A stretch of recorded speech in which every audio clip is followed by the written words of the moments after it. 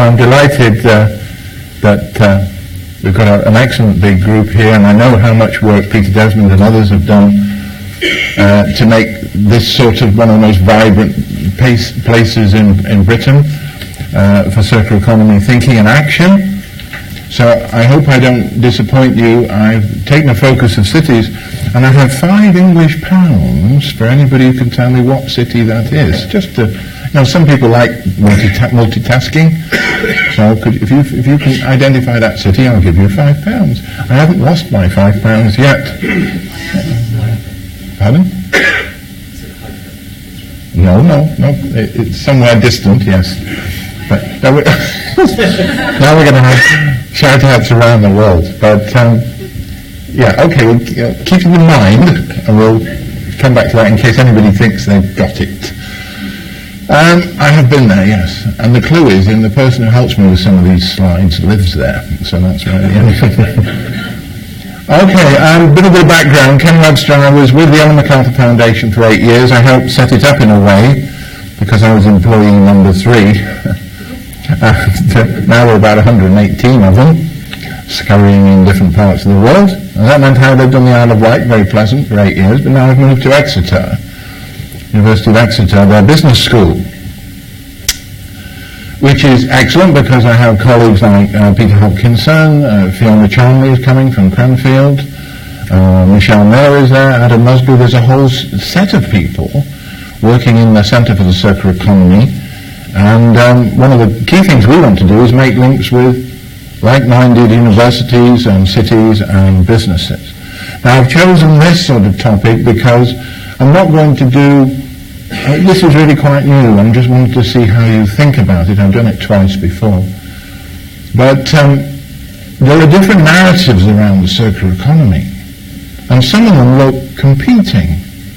I wondered if we could make sense of this, because a narrative is required to be able to speak to people like Nick Hibbard and say, this is part of a coherent direction, not only because we like doing it and because we think it should be done, but I want to try and make the argument that it's inevitable. And let's see how that goes. So it isn't going to be full of lots of smart examples, it's going to be full of how do we think through cities. I'm going to have to sort of wander over this way because I need to see this sometimes. Christopher Alexander, anybody who's... can't wander too far because I'm going to get feedback. Christopher Alexander is a famous architect, still alive. And in 1965 he wrote that the city is not a tree, it's not just a branching network. I'll explain why. But he was way ahead of his times in thinking through cities. And in a way, he was able to reflect, before the language was there, that cities have intrinsically fractal properties in common with all living systems. This is one of his sketches. It shows part of a blood circulation system through from the arteries to the capillaries and back through to the veins. Now, this may seem a little obtuse, but let's just stay with it. And of course, fractals are self-similar structures at different scales. They're iterated. In other words, you get them built out of continual feedback at different scales. You've got a blood system there, you've got cities there, you've got Christopher Alexander's sketch as we had before. So, this might be beginning to help. We know from Sally Bernard Lietaer, who only died this week, sadly, that if you look at any sort of system as a whole, it tends to have two main elements that interact to create real-life window of viability, they call it. We're very familiar with this, which is be more efficient, go to scale. The two gods of economy at the moment. Be efficient, go to scale. But we know this, and this paper was originally written as a reflection after the banking crisis, that the more efficient you get, the more you risk brittleness. That it moves a lot of stuff, but if a little thing goes wrong, the whole thing can fall over. So fewer nodes and connection leads to more efficiency, more throughput, but it leads also to brittleness. On the other side, the observation is that if you get towards greater resilience, this means more nodes and networks, but it risks stagnation. In other words, there's not enough change that's possible. There's not enough adaptation. It's got bogged down, if you like. It's got sclerotic. And they say obviously the optimal dynamic balance, it isn't a mechanical balance. The active balance is interplay between efficiency and resilience. Now this tells us perhaps that maybe we've got some clues about this, but we've got fewer clues about that, and neglect its importance. So also claim this structure applies to all flow networks, whether it's money, energy, data, or whatever, because these systems are self-sustaining in a way, and or over a period of time at least, and none of them work just on one thing. It's both. There's a clue. I've chosen here a tree just to give a sort of rough illustration of it. I term it the exchange surface here. Most of the action in these systems happens at the periphery. This is where the tree is generating sugars through photosynthesis, and here's where it's scavenging with the help of fungi minerals from the soils, or as we now know with the wood wide web, this fungi connects different trees together to allow a sort of market of exchange through the soil. Now what we typically think of as a tree relates to the structure that provides flow. And we tend to ignore, when a child draws a tree, it's like a stick with a blob. Well, this is much more realistic in terms of how much of the periphery makes a big difference. So exchange surface in relation to structure and flow cause, you need both. They need both to be healthy. They need both to be doing their job. In the human body, there's 60,000 miles in old money of blood vessels, and most of those are capillaries. That's where the action is. That's where the body can take a hit and recover. Do that with your arteries or whatever, and it's very often good night Vienna.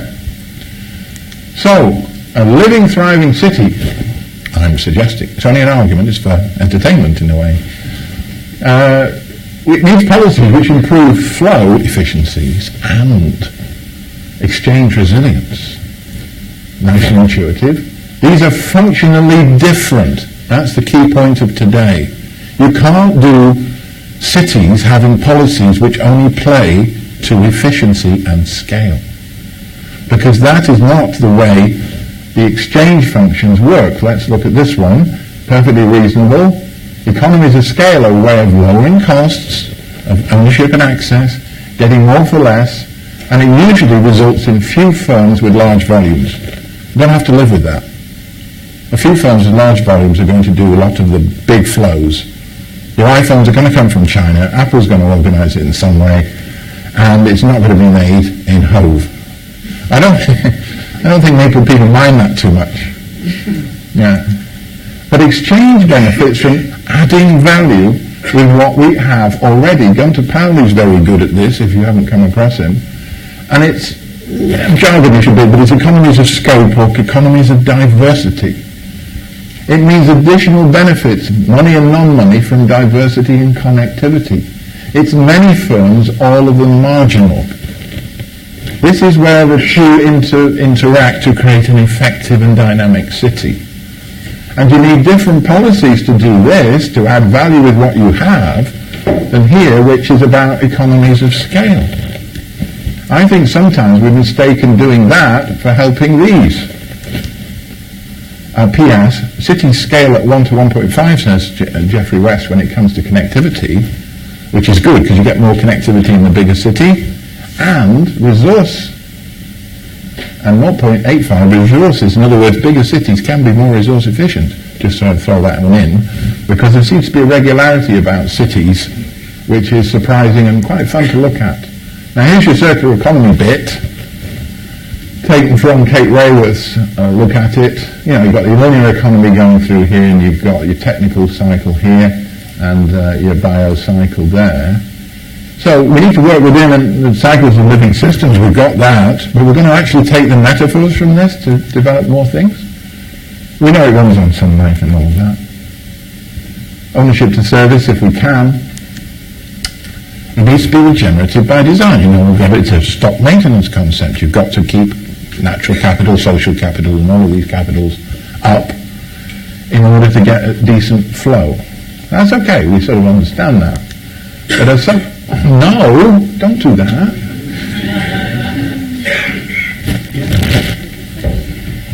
Okay. Oh. Anyway, tomorrow...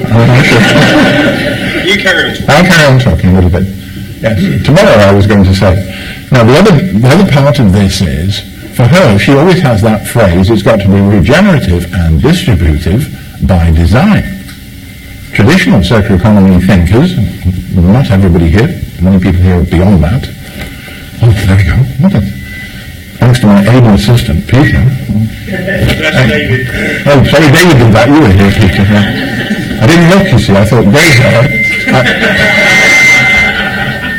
I need somebody with knocking the volume down. Can somebody knock the... where's the volume for the mic? It's too much. Now I can have Peter. Yeah, because if I move around, I'm going to get feedback. And people don't like that. Particularly those older people. Yeah. Is there a volume thing? Just cut the volume a bit.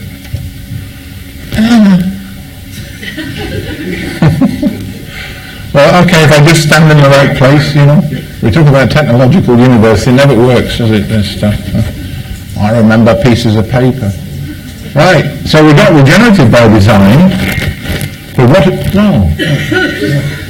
One of those. Well, that's that. Yeah, I just lost the slides again now. You said you wanted to have two people. Yeah. Sometimes it's better. Yeah. Where did my slides go? You carry on talking, I'll put it back on. Well, I can't talk now, I don't know what I'm talking about. Now, Kay Raworth has this description, regenerative and distributed by design.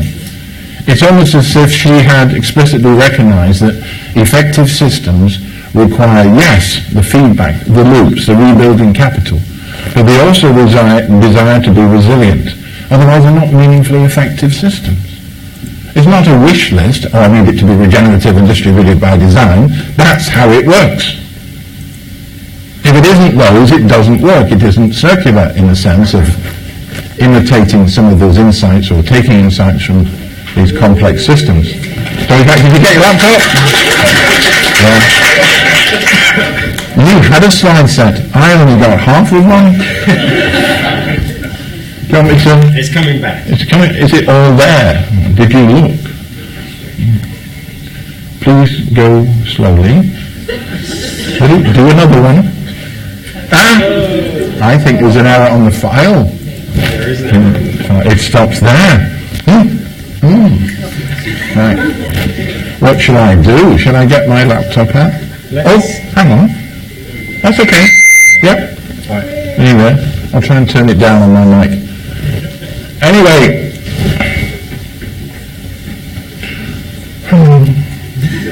And I'm humming because I haven't got my glasses, so I can't.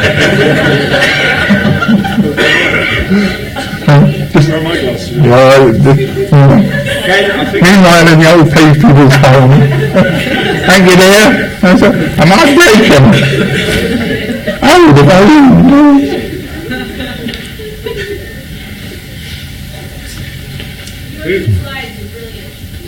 All right. Oh, yeah, this might be it. No. Oh, can you still hear me? Yeah, okay. Well, we'll try as best we can. All right. So we need to distribute value far more equitably amongst those who co-create it, is the proposition. So that it's distributed by design. Notice that disintermediation is central. It doesnn't mean some big company comes along and re-intermediating with their web platform. It's been you being able to say use a platform cooperative to do some exchange, to do some fixing up without being charged the earth to do it. So I'll go back to it in case it works, because there was... Do you think I should look? No. No, I'll stick with that one. Here's guns of Paoli. We'll stick with what we're safe with. Guns of Paoli suggests that nature works this way. It works from upwards from sufficiency to abundance, whereas our current economic model seems to work by let's create scarcity and charge people for it. Because scarcity is needed to create a price, you see. And if there's abundance, how can you charge anybody for anything? But then again, that's not necessarily all our problems all the time. Okay. Oh, shit. Married.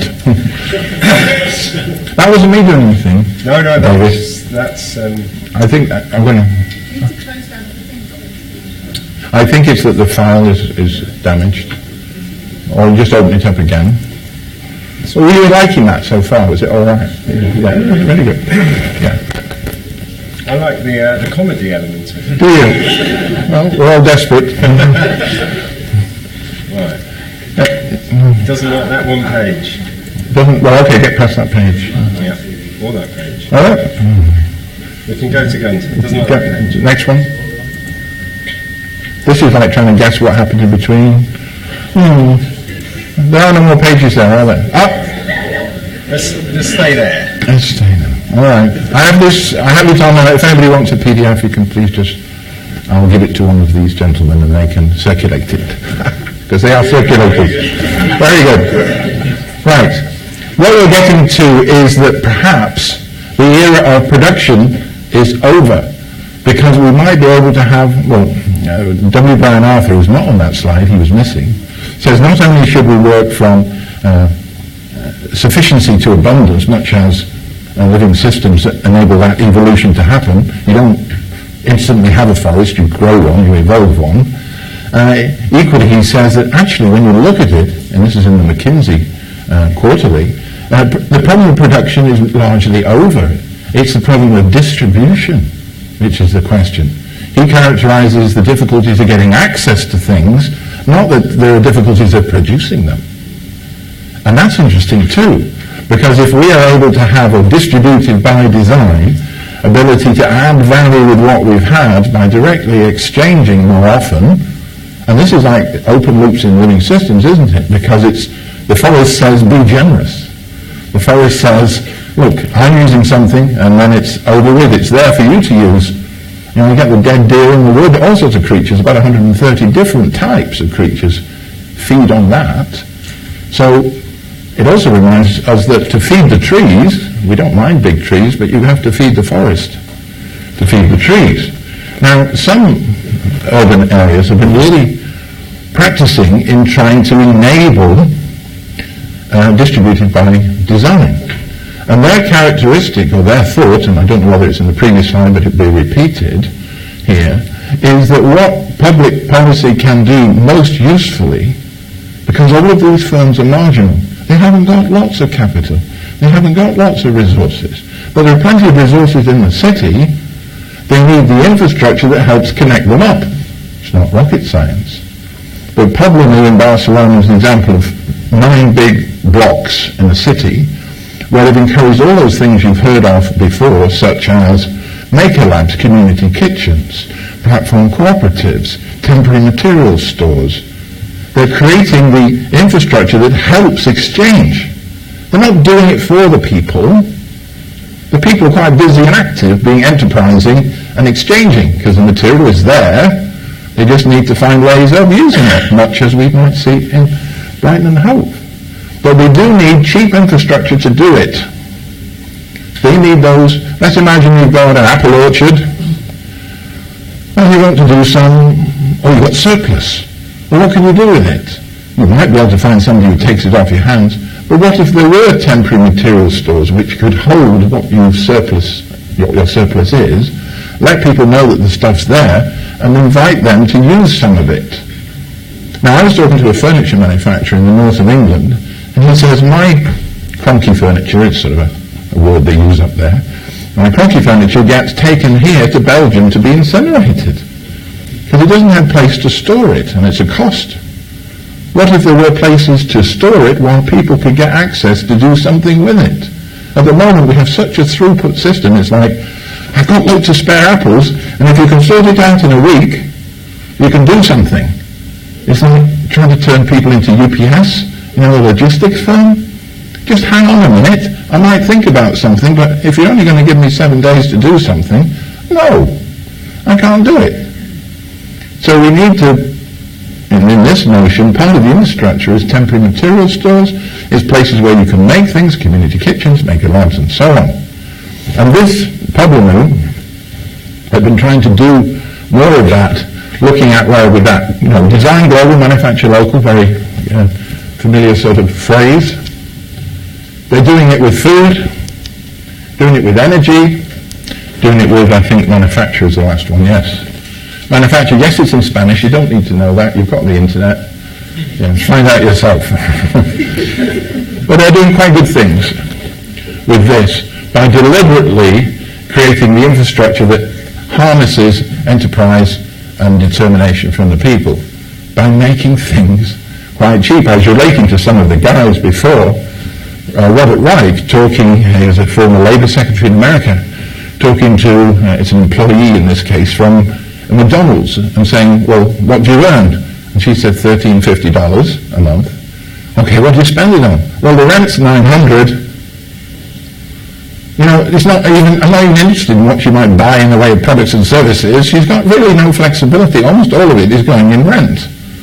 Now, it's well known in cities which revive, they often revive by having cheap areas where people can get together and do things.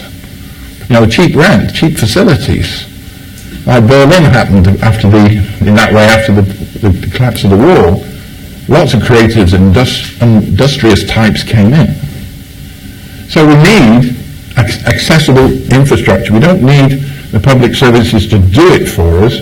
We need them to be able to find spaces, change the rules, enable unused spaces and opportunities to exchange to flourish, I would say. Now, what about the bigger, I'll just put a joke slide on the thing. I hope it's a joke because it's all I ever see on the news. Right, enabling conditions. Okay, number 2. In this first one, because the slides failed, but it was the Maker Labs thing. The circular economy exists in a bigger context. You can't say, we'll have a circular economy and we'll leave everything else the same. Yeah. So you're going to bolt a circular materials thing onto a linear extractive economy, financial economy? Yeah, good luck with that one. See how far you get. So here's some of the potential system conditions that might need to shift. So, the money cycle matters. One of the people who look at circular economy, don't talk about money. Because, that's a bit separate, isn't it? You've got production and consumption, and then you've got the finance thing. No, it isn't, not really. This is a common one, tax shift from people to non-renewables. I ask it all over the place. Why on earth do we tax people? We want them to be doing things. And you're taxing them, and you're even taxing profits from people who produce things, stuff, Why aren't we just taxing the non-renewables, the unearned income that you get from, I happen to own a coal mine type thing, or oil well, or maybe I've just got a load of real estate that my parents gave me, and I'll benefit from that. I won't do anything, I'll just sit there and charge people access to it. Why aren't we taxing this suggestion might be? Because we want people to work, we want people to use renewable resources, so let's hammer a bit on the things which are overly subsidised and which are not taxed equivalent. So that's one suggestion around. E-tax from home, they're very good at explaining all that one. I'm a bit of a fan of basic dividend, I call it. Basic income, some people might call it. Because where you inject spending into the economy really matters. Why can't we inject it in the base? If the issues of production are really minor, what you need to do 2 things. The circular economy, don't poison your customer, don't kill them, by circulating crap, basically, or toxics, don't do that. And the other one is, don't kill their ability to buy anything. I'm in the business school. Businesses love customers, and where do the customers get their money from? Oh yeah, that's a question. Because if some aspects of the way the economy is changing continue, we know that wages will be stagnant or falling for decades, for the medium level. Where will the customers come from? You need customers to have income. So that's very selfish. It's not a welfare thing. It's saying, why don't people come down to a coffee shop and they need income? And they don't need to get it from working. It's almost as though David Graeber says this, we're scared of freedom. We're scared of saying, well, you don't have to go to work. You know, it's not some, you can do stuff that you enjoy, you can find out what life means to you, and then add things onto it, be enterprising, do some employment. But the idea that you have to work to prove you're a citizen, you know, surely that's what we want to get away from. Why are we scared of that sometimes? Is it a moral thing? I don't think it's an economic one. And we need to be able to cope with populism. I'm sort of, hope I'm right there. We need people to be able to say, we want to be tolerant, we want to be accepting, we want to feel secure. And one of the ways of feeling secure is to know there is, for instance, a basic dividend. There are lots of opportunities to be enterprising in the city by using cascading materials. We want to be able to build networks. What's not to like? You know, what's not to like? And that's why I think it fits in with a bigger set of thoughts. Here's going to Pauli's recent, I can't stand anywhere. There's a bomb somewhere on the floor. Careful what? He did a book about how Argentina might be able to use the resources it already has to build its economy with what it has, rather than imagining a financialized future or large investments from abroad. Plan A for Argentina. This sort of thing is beginning to happen more, and this is based on enterprise networks. It's not one big firm coming and doing everything. It's ways of facilitating the interconnection between different aspects of production and consumption, regional as well as local. So, what sort of flow do we want? We could have that one. You see, that's a risk. We could get that. It's, you know, the circular economy can make things worse. Because if you can create products, components and materials to be new asset classes, people can own the asset classes and earn economic rents, it's called, surplus from making sure you have access to them as they determine. Because ownership and democracy are very closely linked, interestingly. So you'd have to have some pretty good protections for users. But we don't have to look at that as miserable. That might be okay for some of the big flows, and then you would make sure the appropriate rules of the game were set for that. But there is this one too. One we've been talking about much more, and I think much more relevant to yourselves. Distributed circularity, open standards, open source, open data, it looks like that. And in fact, I would argue, we need both. Effective systems do need both. And that's what wash-up argument is like. That might be a danger, but it's probably going to happen. It is happening. Have to make sure you keep tabs on that in a democratic sense. And this is the exciting bit, that many more people can participate and create good livings through exploiting a circular economy in a distributed way. I would say that's encouraging, because it says we might get an effective system by the interplay between the two.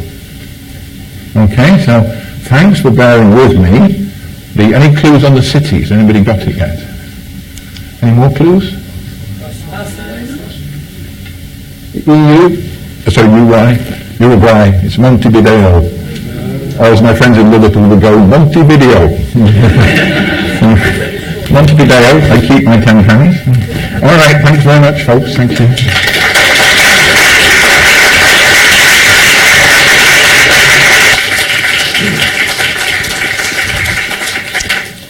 Thank you very much, Ken. That was inspiring. I'm not going to say comedic. I think the slides were comedic, but really, really inspiring. And before we go into questions for Ken, I'm going to hand over to our next speaker to again talk about actions, and I think relates very well to what you've just been talking about, Ken. So I'd like to introduce Wayne Hubbard from the London Waste and Recycling Board.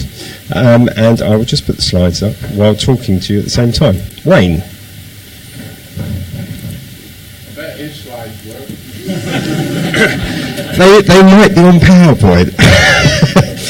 Wayne, over to you. Cheers. Thanks, David. To the extent that I understood what Ken was talking about, I think this does chime with some of the stuff that you were saying, in the sense that we recognise both those systems that you had at the end there, and are trying to kind of create the ecosystem in London that delivers that, albeit in a small way, because it's such a bloody big city, obviously. The reason we're interested in circular economy, I should explain who the London Waste and Recycling Board are first. We're the statutory partnership between the Mayor of London, Sadiq Khan, and London's 33 boroughs. It's a difficult, tense relationship at times, and we sit in the middle of that. Now, in fact, I was just talking to David in the coffee shop about some particular tense issues that we're having at the moment. And the reason we're interested in circular economy is because Boris Johnson, who was the Mayor of London, what can I say? He asked us to produce, to try and articulate what the waste implications would be, amongst other things, of London's growth. And at the time that we were looking at this, London, I'm sure, is still predicted to grow, but is predicted to grow significantly by 2050. London's population is around 8.5 million currently, and it's going to grow significantly. What were the waste infrastructural implications of that growth? And the typical way of doing this, and David and I did this for East Sussex County Council 20 years ago, would be to look at population growth, multiply it by some number that you've plucked out of thin air, and say we need to build another incinerator, which is exactly what David did, actually. We say in London, multiply that. We're not going to do that. We're going to, with the benefit now of looking forward to 2050, we anticipate a circular economy will emerge, and in that economy we won't need so much waste infrastructure. And at the time that we started this analysis, we just simply thought of a circular economy as a synonym of I guess that's the right word, for more reuse and recycling. So we just said we'd need more reuse and recycling facilities. And I think that analysis was wrong, actually. I think it's much more nuanced and complicated than that, as Ken has amply demonstrated, I think. So the London Waste and Recycling Board produced this thing called the Circular Economy Route Map for London, and at the time we thought we were the only city in the world who were doing this. It turns out there were a number of other cities who were loosely aligned to the Ellen MacArthur Foundation. We joined the CE100 and started and understood that there was a movement among cities to produce these circular economy route maps, and now they're becoming much more popular and prevalent. Our particular version of the route map is very action orientated. It's got 100 actions, and the total value of those actions is £3.5 billion worth of savings per year for London. You know, everyone's got a big number, and that's our particular big number. Our programmes are split into three. We have a local authority help and advice programme to increase recycling in London. We have two circular economy based programmes. One is a demonstrator programme, Circular London, and one is a business finance and advice programme, Advanced London, and I'm going to concentrate on that programme more in this presentation, which is a bit haphazard, so bear with me. So we found this on this website called The Talking Thread. So this tries to articulate what we think a circular economy is. A linear economy is take, make, dispose. You'll have heard these terms. A recycling economy tries to make things last a bit longer before they end up in the bin, and it's my thesis that we live in a recycling economy, and that traditional sustainability is in fact just that. It's about making things last longer. It's not necessarily a circular economy. What is a circular economy? Well, there are lots of definitions out there. There are lots of ways of thinking about it. The Ellen MacArthur Foundation have their own particular analogy. I can't remember what it is now. Something or other. But they've got their acrostic, resolve acrostic. That's right. This is from Peter Lacey's work with that central strategy. I like this. It's 5 things that you can think of which are business models in a circular economy. Basically, it's recycled product or renewable products into making stuff. It's making stuff that is recyclable or reusable. It's the sharing economy. It's servitization, and it's making things last longer. So making things durable or modular. So those 5 business models. So we support at the London Waste and Recycling Board any business that exhibits any of those 5 business models. Now, as the London Waste and Recycling Board, it's easy to support a business that produces something from recycled product. It's quite challenging on my board if I'm supporting some youngster in Hoxton who's produced an app that's sharing, I don't know, musical instruments or whatever it is, or any particular thing. But that's what we do, and that's a big leap from making things that are recyclable or reusable. So that's our route map, and you'll find that these route maps have typically they focus on sectors. We call them focus areas.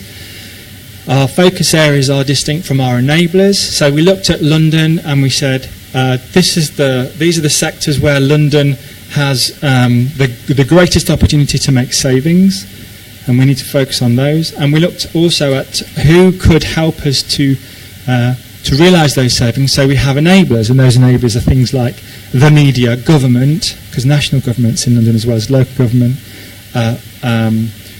digital and creative. It's those kind of things. So we try and identify which enablers we can use to help scale up the actions in each focus area. So the focus areas have a kind of indicative GDP saving, and I won't go through them in particular, but most of the cities who have produced these have similar-ish focus areas. Ours are textiles, food, the built environment. We've got a particularly successful campaign called Love Not Landfill, which has got some interest from corporates.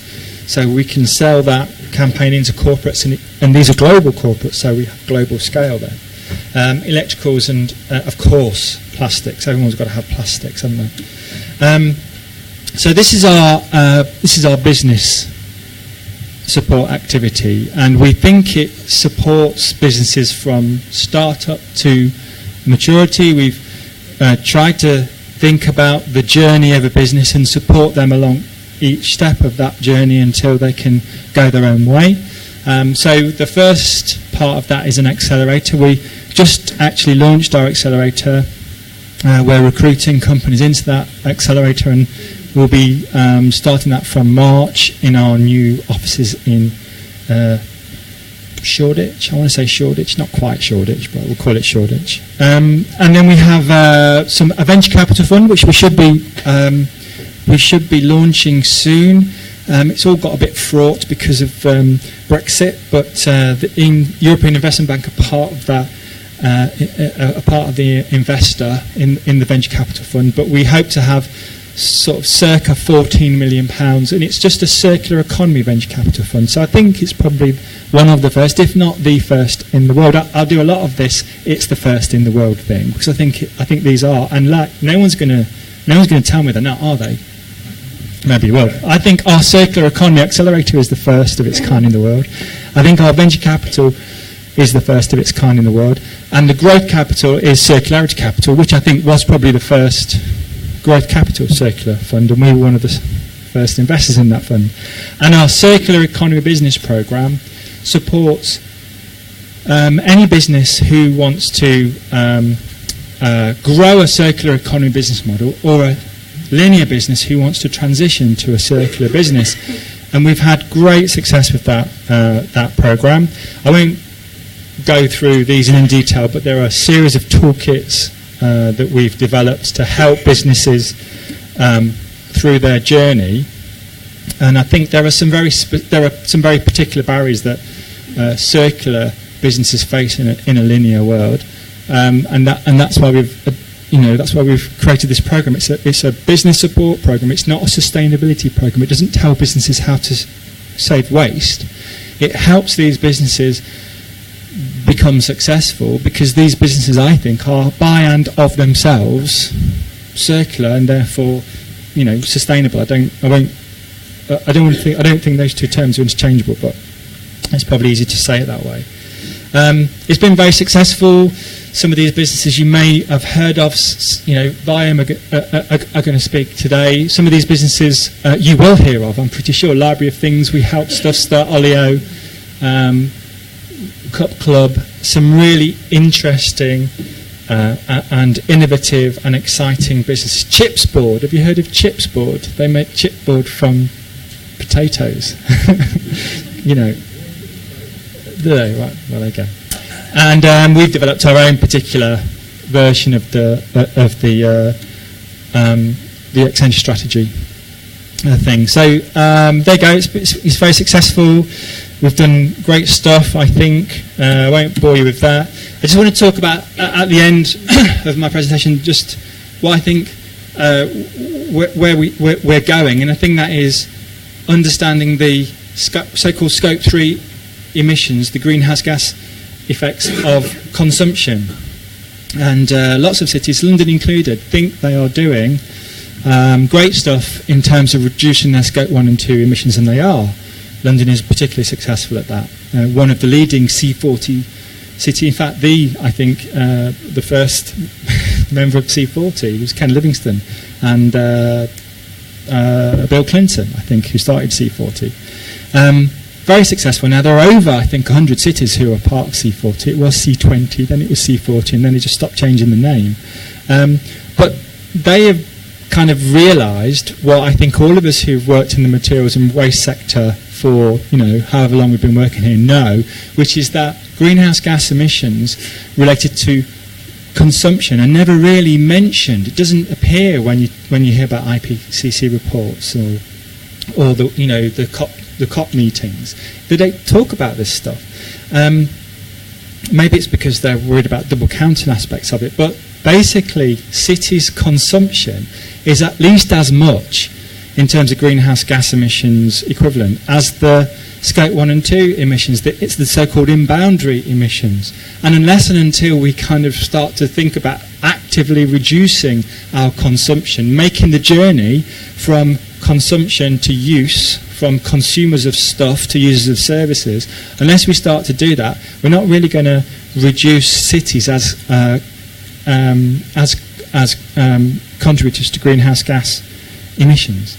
So I think we'll be doing a lot of work on this in the future, and unless and until cities start to get their heads around this, we're not going to see the kind of movement that we need in terms of mitigating climate change.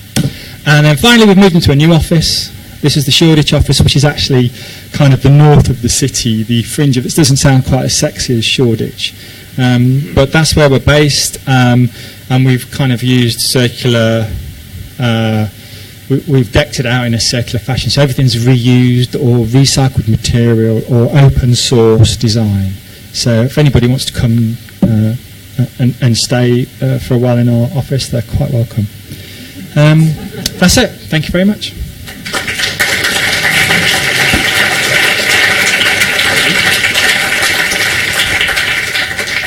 Thank you very much, Wayne, and another fascinating and hopefully enlightening presentation. I'm going to ask all four speakers, Zoe and Nick as well, to just come and join us at the front for some questions from the audience. You've all been exceptionally quiet and listened with a huge amount of intrigue, so I'm sure you've got some questions. If you have got a question, please put your hand up. We have one here. I've just realised I've got the only mic that works, so I'm going to hand it around. I'm doing quite a lot today. I'm being quite circular. If you could give your name and a short question, we've got about 10 or 15 minutes for questions. Christine Gent. My question is to Ken. Firstly, I think it's a great idea, and I think the whole idea of the fact that we have to recycle it in a context is essential. And I'd like to say to my other speakers, how do you take the speech by Ken into your context of your presentations and how you are going to change the way you work in the circular economy as a result. We're doing shuttle runs on the old microphone. Ken, I'll pass to you. Oh, you've still got your mic on, have you? This is mostly about the other speakers. But I felt sorry about that, and that not everybody could understand everything. I don't know if anybody remembers Ivor Cutler years and years ago. He had a catchphrase which was a bit like the John Lewis one, but it was never knowingly understood. I felt a bit like that tonight. Never mind undersold, never knowingly understood. So that may have affected other folks' reactions, but just to tee that up a bit, I would just say that to have effective systems, you probably need to nuance the policy approaches as to whether you're promoting the resilience end of it or whether the large-scale throughput and efficiency thing. That's really all it was. So the way we approach this is, I kind of think of supporting the businesses that we support as sprinkling like magic dust, circular economy magic dust on the economy, and these businesses will go out there and succeed